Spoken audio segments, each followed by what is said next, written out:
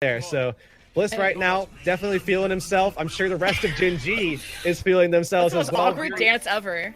Imagine dancing at the club like that. What? Oh, That's me. That's my dad dance right there. That's how I look. I don't bring you anywhere except asking for my bedroom, so that's fine. I don't actually have to see you in person. But O2 Blast, we expected it out the gates. The Mei Hanzo.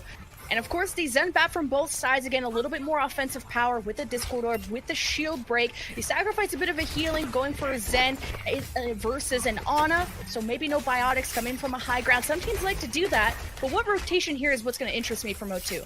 Yeah, this is the same thing that we saw from O2 in their second push, but now, I mean, you know, they really did rely on Montu getting that amplification matrix yesterday to enable that rotation, and he was trying to get into a position so he could actually try to get some ult charge there as well to get that same thing going, but Gen G spotted it out. They were going to fall to the tricks of O2 Blast.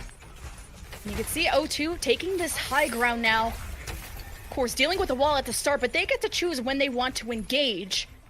And now actually falling back, going around, see if they can catch Gen G off guard, but this will be a shield break. And actually Immortality used quite early there for Gen G.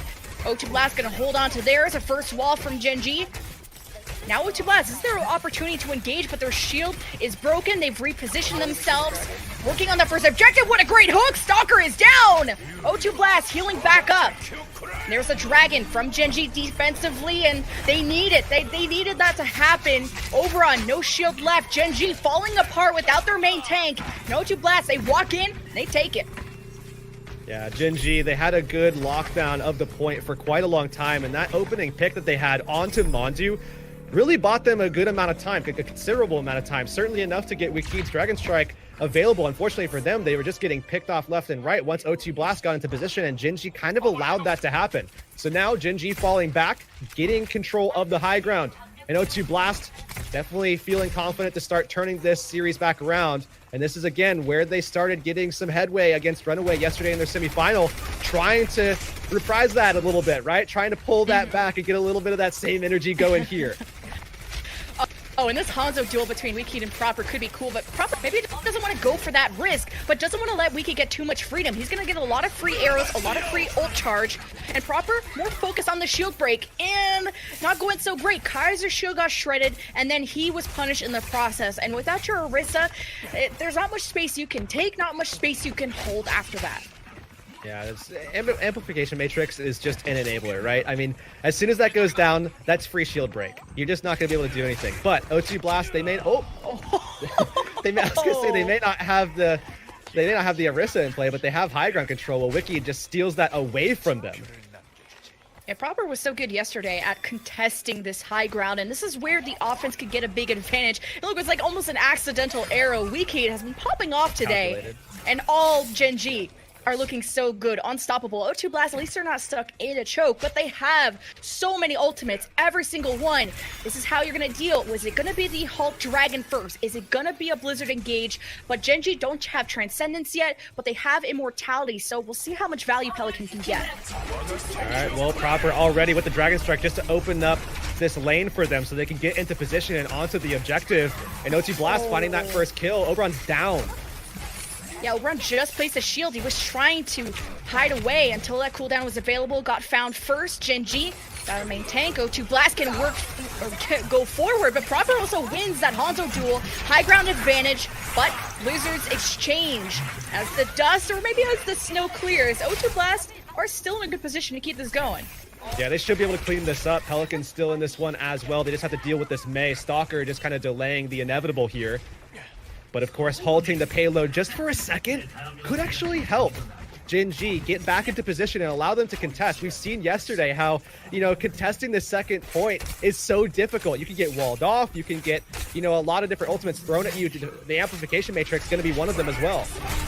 The Dragon defensively thrown.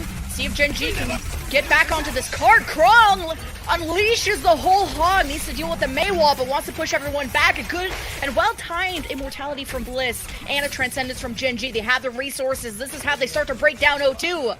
No shield, no Myungbong, O2 Blast. Not a fight they want to take. Krong pincered. O2 Blast have left the payload now at a pretty crucial spot. Yeah, this time it's going to be Pelican extending it a little bit, but 150 remaining on the clock here. Not only does Gen.G manage to push out and contest, but they also manage to win, and in the process, they're able to get that positive economy delta, right? That's what they're looking for here. Both support ults out from their opposition, so they can match up in that regard. Now they have both of their DPS ults on either side, so now it's just about Gen.G staying in the correct position to be able to answer the call to O2, who want to be aggressive here. They want to utilize both of these DPS cooldowns, allocate those resources, and get the kills. Let's say go to Blast. Do not go on that bar because there's a Blue Eyes White Dragon that will come and just kill all of you. But there's Dragon's Exchange. O2 Blast. Now don't have to worry about that. It is the Blizzards that will come into play. Immortality. Oh, a counter hook stops Krong from. Well, he still kills him anyway. Whatever. But O2 Blast, last minute of the game. High ground advantage for Proper, dealing with everyone standing in his way. And that cart gets the point B. Yeah, that right there is just a high lethality situation. You're talking about both DPS ults being on at the same time. You don't have ultimates defensively from the support role on either side. So really that just comes down to who's able to get theirs down and be able to execute and find a target to get on. And it was O2 Blast that came out ahead. They were just a little bit more aggressive, came out earlier, got that fight win. Now they've secured this, going into the third objective, pushing forward. They've got the Amp Matrix, but Gen.G with a big comp swap here, still enlisting the Zenyatta, so not a lot of healing with this, but certainly a lot of damage. Yeah, usually you want to Moira at this, especially to heal past shields, but they know these battles are going to take place close range. This is where Reaper's going to thrive. Creative, going to kind of act like a Moira with all that healing of the Transcendence and the Blizzard thrown on top of that from Gen.G. Proper still gets two, but the fight is dead when the rest of his team are gone. But O2 Blast, close spawns, they'll be able to get back quick. Gen.G will stabilize. And I imagine Creative's just going to hold that S key right back to spawn, get onto the Moira. Bliss is probably going to even speed boost him so that they can take this fight quickly. There's a minute 15 remaining here on this clock. O2 Blast have yet to match the Reaper. They're still going to go for a lot of that shield pressure style that O2 Blast does prefer in these scenarios, especially given the fact that they do have the Zenyatta in play, as well as the Transcendence to keep them alive against Gen.G, especially the Death Blossom that's going to be coming out from Wiki. Yeah, you have the Dragon Strike from Proper. If they're going to funnel into there, maybe he can go for a cheeky kill there, but trying to see if they can get a Halt Dragon, be the best setup, or even divide someone from the rest. He's just spotting them out. A nice isolation wall almost screws over Gen.G. We're trying to get back into safety. There's the Dragon catching two. A great start for O2 Blast, but they've lost Kaiser in the process. Still a complete team wipe. Maybe he'll come back as the Hammond, and then O2 Blast will still keep this fight going. Gen.G will have a Death Blossom. Can they touch the cart before O2 Blast bring this one home? It is just a clean sweep from them. Even a self-destruct left over from Krong. A Death Blossom is engaged and canceled immediately. And O2 Blast will bring that cart home. Silver lining on both sides here too. So O2 Blast, they cap all the way through, but hey, at least for Gen.G, they took a lot of time off. But then again, the silver lining returns to the other side. There was time left. So that means that they will have opportunity, should it come down to it, to actually go for another go at things back on point A, where we've seen O2 Blast look fairly solid, whether it be with the opener from Proper, getting a pick, or going for that back alley rotation, Mondu coming out with the amplification matrix. It should look good for them if it does come down to that. However, now Gen.G needing to attack, needing to match that. I think the Diva swap too also canceled the Reaper, and that's what they were relying on, would think that would lead these fights. And even with all the ultimates O2 Blast had, it was going to be difficult for Gen.G to get a solid defensive hold. With time left, this is good. Hopefully that staff is not there for any tech issues. We've been through enough yesterday, but Kaiser looks good to go. Oh, looks like they're setting things up. But, however, remember, this is, I guess, we thought it was the runaway curse, but maybe it's the O2 Blast curse, right? The tech issues thing, right? Because it was last season, it was O2 Blast versus runaway. This season, it's O2 Blast versus runaway. And there it is, the PC issue pause. Same thing that we had yesterday. Looks like Kaiser's PC, the one that's down at the moment. I'm also guessing. I really wish O2 Blast had some name tags on their jersey, because I'm also guessing. Yeah, but he doesn't look too, upset about it. Still trying to stay focused. They know they had a good attack, and even better defense will keep them alive in the series. Yeah, so now it's just focusing in on how do you want to deal with that point A attack. I mean, given this meta at the moment, there are a lot of instances where teams kind of just get run over, right? I mean, the Mei setting things up, a lot of pressure on the tanks to really play optimally. There's a lot of falling back that you have to make sure that you do very efficiently. There's just so many different angles that can be taken by the DPS, specifically the Hanzos that you're going to see in these matchups. So there's a lot of worries defensively that you have to have in this meta specifically, because we're not on that Sigma patch where you can lock down a flank route. You can't do that here. You're worrying about everything with also a Hog who's accepting a lot of that pressure. He doesn't have the shield. Instead, he's kind of a damage sponge. And in fact, you may also give away ult charge in the process. And we've seen kind of the same trend in Nepal, where the Orithas are often the first ones to die, and it's these well-timed dragon strikes where once you place your Orisa shield, where you have a certain amount of cooldown, and then the dragon will force you out of position, away out of that protection. We've seen a few times Kaiser going down for that attack, but it was okay. It costed them a bit of time over at that point B section. But when it came to the Hanzo duels, I was really impressed by Proper. Yeah, Proper, even yesterday, he has just been lights out. I mean, this is a guy who's been touted as one of the best DPS players in the region for quite a long period of time.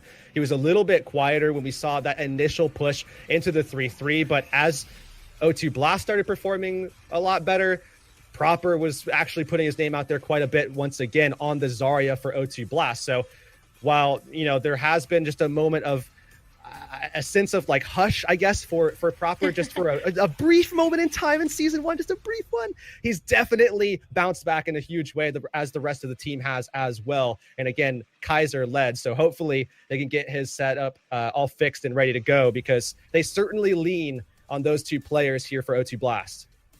Yeah, I mean, icing only works when the other team is on fire, not when your own team had just had a really good push. And this is after O2 Blast, kind of got full health on Anubis, and Gen G are up in the series. This is not a time where you want to halt that momentum. So now, again, Hollywood. We just saw, I believe it was about 10, 15 seconds or so. That was all that was left for O2 Blast on their attack. But again, the silver lining is that there's time in general. That's going to be important. At the very least, they will have the opportunity to attack once more. And we've seen O2 have insane overtime pushes, particularly through this map specifically against Runaway, that set them up very nicely for that win. So I feel very confident in them at this moment to be able to extend this series. At least it seems like there's a hope here.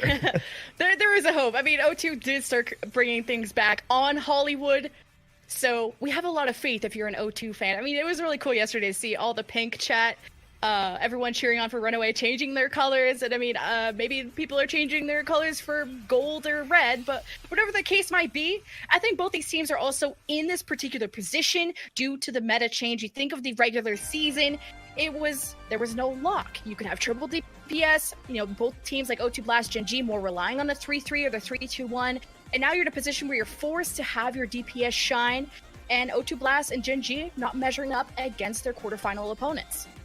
Yeah, semifinal, because we did see them get that. Well, the ones that came from quarterfinals is what I meant, yeah. True. Fair enough. Yeah, I mean, in that scenario, too, we're talking about teams that they're going up against that, they are pretty solid at 2-2-2. Specifically, when you look at Element Mystic, I mean, they just came out of Season 1 basically off of the laurels of their 2-2-2. I mean, that was where they looked their strongest, where we saw the Doomfist and the Sombra coming out, and that was where Element Mystic really did level up in that off time. Certainly, Element Mystic did drop off a little bit over the course of this season. Yes, they were 2-5, but hey, also they had a pretty good map differential. It was only -1, despite being at that pretty dismal record overall. And it felt like, although Runaway were, they were known for that 3-3, they made specific roster adjustments to maybe incorporate DPS players that they could rely on if this were to beat the meta. But now, this is a match that's going to qualify a team for Gauntlet to be joining teams like Runaway and Element Mystic at that stage. But who knows what stage that's going to be, what meta you're going into, right? Because Sigma now is maybe going to be the patch they're going into, but then there could be more changes on top of that. And this change